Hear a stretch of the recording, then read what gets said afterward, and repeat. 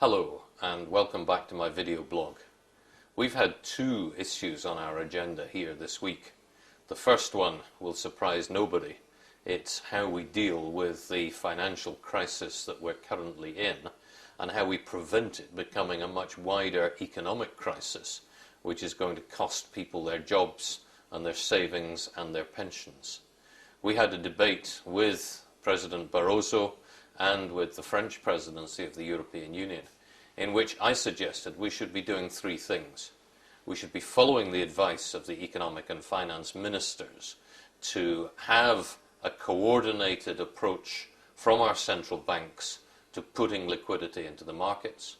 We should take up the proposals of the European Commission for better regulation and supervision of financial services institutions. But third, we should be doing something which hadn't been talked about until we proposed it this week.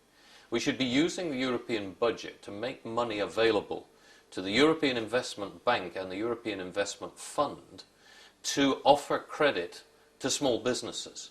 Because the first people to suffer after the banks in this kind of situation are the small businesses who find their loans being called in. And that has a knock-on effect onto people's jobs and people's livelihoods. I hope that if Europe can come up with a coordinated response, we can have a proper response to this crisis. The other thing on our agenda has been what we've called Super Tuesday. On Tuesday of this week, in the Environment Committee, we voted on three major legislative packages to combat climate change.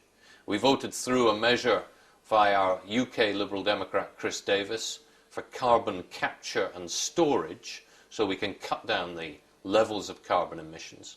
We voted to tighten up the emissions trading scheme so that the European Union can lead the way in this Kyoto-led process to cut down carbon emissions. And finally, we voted to support the Commission's proposals for burden sharing between the different countries in reducing their CO2 greenhouse gas emissions.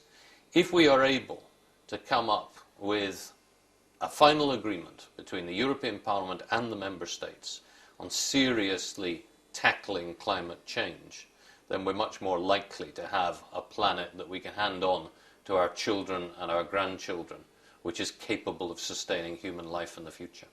That's what Liberal Democrats have been up to. If you'd like to know more, drop me an email or tune into the video blog again next week. We'll try to keep you informed about what we're doing on your behalf here in the European Parliament.